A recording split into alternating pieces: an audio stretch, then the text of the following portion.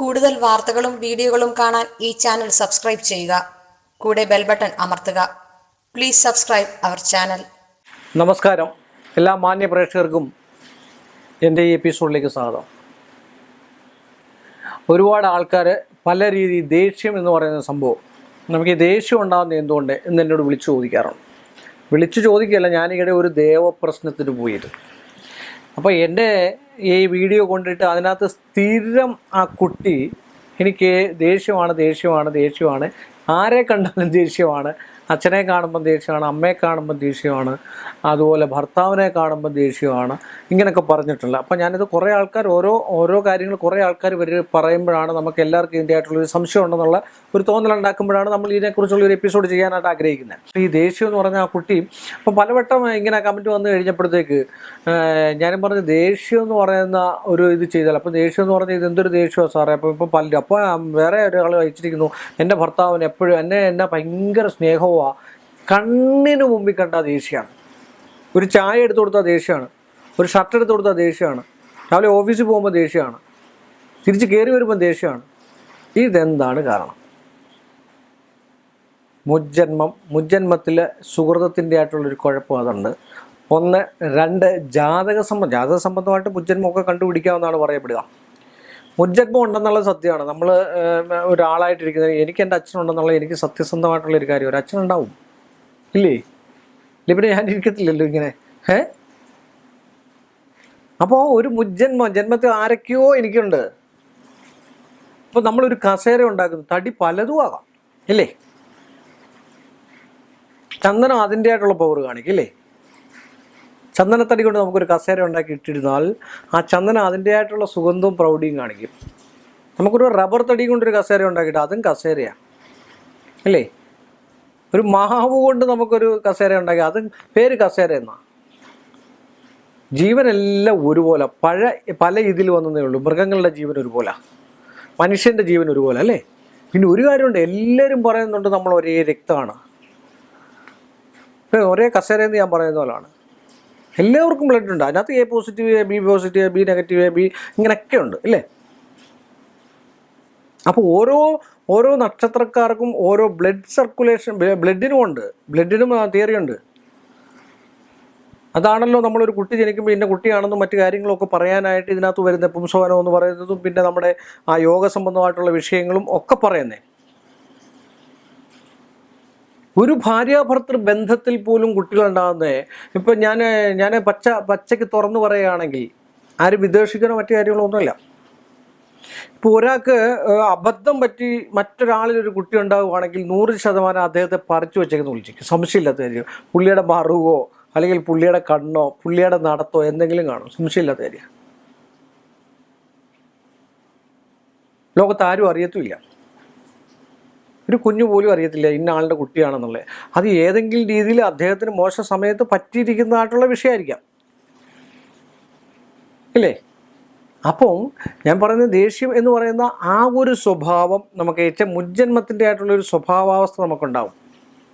പിന്നെ ചില നക്ഷത്രക്കാരോട് നമുക്ക് ഉള്ളിൽ സ്നേഹം കാണും, നേരിട്ട് കണ്ടു കഴിഞ്ഞാൽ ഭയങ്കര ദേഷ്യമാണ്. അവിടെ മാറിക്കഴിയുമ്പോൾ എന്നെ കാണുമ്പം ചതുർത്ഥി കാണുന്നുള്ള ആൾക്കാർ കാണും. ചിലപ്പോൾ ചില ആണുങ്ങൾ കാണും, വണ്ടിയെ പോകുമ്പോൾ നോക്കിയിട്ട് ഇങ്ങനെ തിരിഞ്ഞു പോകും. പക്ഷേ അവരുടെ ഉള്ളിൽ ചിലപ്പോൾ എന്നോട് സ്നേഹം കാണും. അപ്പുറത്ത് ചെല്ലുമ്പോഴാണ് കലേഷ നിൽക്കുന്നത്, അല്ലെങ്കിൽ സാറ് അവിടെ നിൽപ്പുണ്ട്, ഞാൻ കണ്ടല്ലോ എന്നുള്ള ഒരു ഇതുണ്ടാകുന്നത്. പക്ഷേ നമ്മുടെ മുമ്പിൽ വെച്ചത് കാണിക്കാൻ, പ്രകടമാക്കാനായിട്ടുള്ളൊരവസ്ഥ അന്നേരം മോശമായിരിക്കും. അപ്പോൾ മാനസികമായിട്ട് അസ്വസ്ഥതകൾ, മാനസികമായിട്ടുള്ള പിരിമുറുക്കങ്ങൾ, മാനസികമായിട്ടുള്ള ബ്ലഡിൻ്റെ ഈ B പോസിറ്റീവുകാരെയൊക്കെ നോക്കി ഭയങ്കര ദേഷ്യക്കാരാണ്. ആ B പോസിറ്റീവുകാർ ദേഷ്യപ്പെടുമ്പോൾ ഒരു അടി വെച്ച് കൊടുത്ത് പെട്ടെന്ന് അടങ്ങുകയും ചെയ്യും. അതുപോലെ A പോസിറ്റീവുകാർ കാണിക്ക് നോക്കിക്കേ, ഇങ്ങനെ ചൂടായി ഇങ്ങനെ നിൽക്കും. ഭയങ്കര ചൂടിലുള്ള ആൾക്കാരുണ്ട്. ചില ആൾക്കാർ ആജ്ഞാശക്തി ഉള്ളവരുണ്ടാവും. എന്ന് പറഞ്ഞ പോലെ ചില ആൾക്കാർക്ക് ദേഷ്യം, മുൻകോപം അത് മാറ്റിയെടുക്കാവുന്നതേ ഉള്ളൂ. അത് അവരവർ തന്നെ പരിശ്രമിച്ചെങ്കിലും അതിനാണ് യോഗ എന്ന് പറഞ്ഞ ഒരു ജ്യോതിഷത്തിൽപ്പെടുന്ന ജ്യോതിഷത്തിൽ ഒരുപാട് യോഗയുടെ സംഭവ ശാസ്ത്രങ്ങളും കാര്യങ്ങളൊക്കെ. യോഗ തന്നെയല്ല, നമ്മുടെ പ്രാർത്ഥന തന്നെ മതിയല്ലോ. ഹിന്ദു ആണെങ്കിലും ക്രിസ്ത്യൻ ആണെങ്കിലും മുസ്ലിം ആണെങ്കിലും നിങ്ങൾ നോക്കൂ, നമ്മൾ ചമ്രം പടഞ്ഞ് ഇങ്ങനെയാണ് ഇരിക്കുന്നത്. ഹിന്ദുക്കളായിട്ടുള്ള ആൾക്കാർ ഇങ്ങനെ ഇരുന്നതിന് ശേഷമാണ് നമ്മൾ ഒരു പ്രാണായാമം ചെയ്യുകയും ഒക്കെ ചെയ്യുന്നത്. മുസ്ലിംസ് എങ്ങനെ പ്രാർത്ഥിക്കുക? ഇങ്ങനെ വെച്ച് കൈ ഇങ്ങനെ വെച്ചോണ്ടാണ് പ്രാർത്ഥിക്കുന്നത്. അത് തന്നെ ഒരു യോഗയാണ്. നിങ്ങൾ അങ്ങനെ ഇരിക്കുമ്പോൾ ആ ശരീരത്തെ പ്രത്യേകമായിട്ട് ഒരു ഡോക്ടറോട് ചോദിക്കുക എങ്ങനെ ആയിരിക്കും അവരുടെ ബ്ലഡ് സർക്കുലേഷൻ, അവരുടെ മനസ്സും എങ്ങനെ ആയിരിക്കും എന്ന്. ഏകാഗ്രമായിരിക്കും. മുട്ടുകുത്തി ക്രിസ്ത്യൻസ് പ്രാർത്ഥിക്കുന്നത് നടുവിൻ്റെ വേദന പോലും മാറും. എന്താണോ മുട്ടുകുത്തി പ്രാർത്ഥിച്ച് കഴിയുമ്പോൾ ഇത്രയും ഭാഗങ്ങൾ നല്ലതും ബ്ലഡ് സർക്കുലേഷൻ നന്നായിട്ട് ലഭിക്കുകയും എല്ലാം യോഗയാണ്. ശരീരത്തിൻ്റെ സന്തുലനാവസ്ഥ, ശരീരത്തിൻ്റെ മിനറൽസിനെയും മറ്റു കാര്യത്തിനെയും ഒക്കെ ഇപ്പോൾ നമ്മളെ ഇഷ്ടംപോലെ വെള്ളം കുടിക്കാൻ പറയും സിനിമാക്കാർ, അല്ലെങ്കിൽ സീരിയലുകാർ, പിന്നെ മറ്റുള്ള ആൾക്കാർ, ചെറിയ രീതിയിൽ മദ്യങ്ങൾ ഉപയോഗിക്കുക, ഇംഗ്ലീഷുകാർ. ഇതൊക്കെ എന്തിനാ ചെയ്യുക? മദ്യം ഉപയോഗിക്കണമെന്ന് ഞാൻ പറയത്തില്ല, ഒരിക്കലും ഉപയോഗിക്കാൻ പാടില്ല. വെള്ളം കുടിക്കുക, ഇഷ്ടംപോലെ വെള്ളം. സ്കിന്നിനെ പ്രൊട്ടക്റ്റ് ചെയ്യാനാണ് ഏറ്റവും കൂടുതൽ വെള്ളം കുടിക്കുക എന്ന് പറയുന്നത്. സ്കിന്ന് നല്ലതായിട്ട് പ്രൊട്ടക്റ്റ് ആവും, സംശയമില്ലാത്ത കാര്യമാണ്. എന്ന് പറഞ്ഞ പോലെ ദേഷ്യം എന്ന് പറഞ്ഞാൽ ഉള്ളിലുള്ളതാണ്. ആ ഉള്ളിലുള്ള വീർപ്പുമുട്ടലിനെ ആരോടെങ്കിലും പറയാതിരിക്കുകയും മറ്റു കാര്യങ്ങളും ഒക്കെ ചെയ്യുമ്പോഴാണ് ഈ ദേഷ്യം ഇങ്ങനെ കഠിനമായിട്ട് കിടക്കുന്നത്. നമുക്കൊരാളോട് ദേഷ്യം ഉണ്ടെങ്കിൽ അതാ പറഞ്ഞ ആ കുട്ടി എന്നോട് പറഞ്ഞത് എന്താണെന്ന് ചോദിച്ചാൽ, ഞാൻ ദേവപ്രശ്നം ചെന്നപ്പോൾ അപ്പോൾ ഉച്ച സമയമായപ്പോൾ ദേവപ്രശ്നം നിന്നു. അത് കഴിഞ്ഞതിന് ശേഷം ഞാൻ അവിടെ ചെന്ന് കഴിഞ്ഞപ്പോൾ അന്നേരമാണ് ഞാനാണ് ഇങ്ങനെ കമൻ്റ് അടിച്ചുകൊണ്ടിരുന്നതെന്ന് പറഞ്ഞു. അപ്പോൾ ഞാൻ ഇവിടെ കിഴക്ക് ദിക്കിലുള്ള ഒരു ക്ഷേത്രത്തിലാണ് പോയത്. അപ്പം ഞാൻ പറഞ്ഞു എന്താണ് ഇത്രയും ദേഷ്യം? അത് തന്നെയല്ല, എന്നോട് തന്നെ ദേഷ്യം തോന്നി. ഫോൺ ഒത്തിരി പ്രാവശ്യം വിളിച്ചിട്ട് എടുക്കുന്നില്ല, അതും ഒരു ദേഷ്യം. അപ്പോൾ എന്താ ചോദിച്ചാൽ എന്നോട് ദേഷ്യം തോന്നി. പിന്നെ എന്നാലും കുട്ടി ആ വീഡിയോ കണ്ടു. കാര്യം അതിനൊരു മറുപടി കൊടുക്കുമോ ഇല്ലയോ എന്നറിയാൻ. അപ്പോൾ അങ്ങനെ ഒരു ഭാര്യാപദം അലങ്കരിക്കുന്ന ഒരാൾ, ഒരു ഉന്നത സ്ഥാനത്ത് ഇരിക്കുന്ന ഒരാളാണ് വിളിച്ചത്. അത് ആ ആളും പറഞ്ഞു ഇതുപോലെ എൻ്റെ ഹസ്ബൻഡിൻ്റെ പോലാണ്. അപ്പോൾ അതുകൊണ്ടാണ് ഈ സെഗ്മെൻറ്റ് ചെയ്യണമെന്ന് വെച്ചാൽ അവൻ്റെ മനസ്സിൻ്റെ ഇതായിട്ടുള്ള വിഷയം, ഈ മനസ്സിന് കുറവുള്ളവരാണ് ഏറ്റവും കൂടുതൽ ദേഷ്യപ്പെടുക. മറ്റുള്ള എല്ലാവരും ഉള്ളിൽ വെക്കുക. അതിനുവേണ്ടിയാണ് നമ്മളത് നാമജപം എന്ന് ഞാൻ ആ കുട്ടിയോട് പറഞ്ഞു, സന്ധ്യയ്ക്ക് രാവിലെ നിങ്ങൾ വെളുപ്പിനെ ഒന്ന് എണ്ണീക്കേ. അത് 9:30-10 മണിയൊക്കെ ആകുമ്പോഴേ എണ്ണീക്കുള്ളൂ. ജോലിയൊന്നുമില്ല, വെറുതെ വീട്ടിലിരിക്കുക.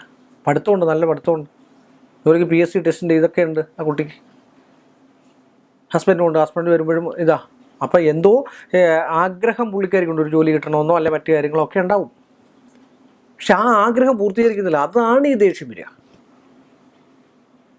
അപ്പം അതിന് ഞാൻ പറഞ്ഞു മറ്റു കാര്യങ്ങളിലേക്ക് മറ്റ് എന്താ പറഞ്ഞാൽ രാവിലെ വെളുപ്പിനെ ഒന്ന് എണ്ണീട്ട് ഒരു 10-15 മിനിറ്റ് ഒരു വിളക്കൊക്കെ തെളിച്ച് കുളിയെല്ലാം കഴിഞ്ഞ് ഒരു 10-15 മിനിറ്റ് നാമവും ജപിക്കുക.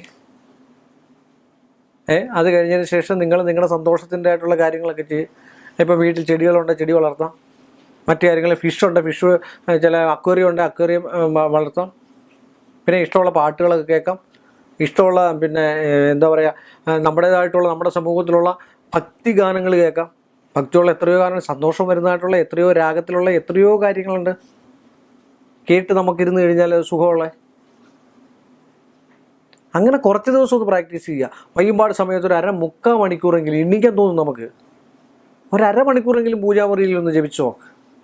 ചുമ്മാതിരുന്നങ്ങ് ജപിച്ചാൽ മതി ആദ്യമൊക്കെ. അങ്ങനെ നമ്മൾ ജപിക്കുക, രാമ രാമ രാമ രാമ രാമ രാമവാഹി മാ രാമപാദം ചേരണേ മുകുന്ദ രാമവാഹി. അങ്ങ് ജപിച്ചോളുക. അങ്ങ് പോട്ടെ, ശ്വാസം കൊണ്ട് എടുക്കട്ടെ. ഓട്ടോമാറ്റിക്കലി പോവാണ്.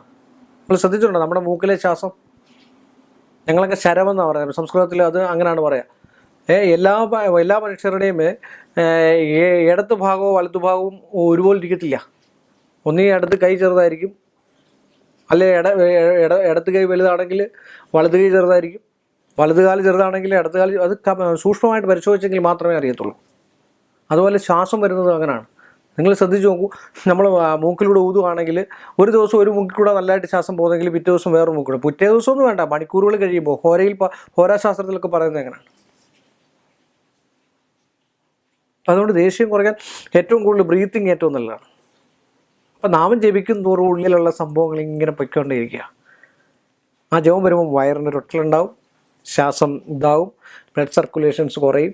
അപ്പോൾ അങ്ങനെ ആകുമ്പോഴത്തേക്കും നമുക്ക് തന്നെ ഇതെല്ലാം ഒരു ശാസ്ത്രം കൂടാണ്. ജ്യോതിഷവും ഒരു ശാസ്ത്രമല്ലേ, ശാസ്ത്രമാണെന്നാണ് പറയുന്നത്. ഇപ്പോൾ അങ്ങനെയൊക്കെ ചെയ്യാൻ നമ്മൾ ശ്രമിക്കണം. എന്തിനു ദേഷ്യപ്പെടുന്നു? നിങ്ങൾ ഇത്രയും കാലം, നിങ്ങൾക്ക് ഒരു 50 വയസ്സുള്ള ഒരു മനുഷ്യനാണെന്ന് ആലോചിച്ച് നോക്കി. ഇത്രയും കാലം ദേഷ്യപ്പെട്ടിട്ട് വല്ല ഗുണമുണ്ടായിട്ടുണ്ടോ? ഒരു ഗുണം ഉണ്ടായിട്ടുണ്ടെന്ന് എനിക്ക് തോന്നുന്നില്ല. ഇച്ചിരി ആഠ്യത ഇരുന്നുകൊണ്ട് എന്തെങ്കിലും ഗുണം ഉണ്ടായിട്ടുണ്ടോ? പിന്നെ ചില കാര്യങ്ങൾക്ക് ആഠ്യത വേണം. ദേഷ്യം പെടണം, ദേഷ്യപ്പെടുവാന്ന് മനസ്സിലാക്കണം അവർ.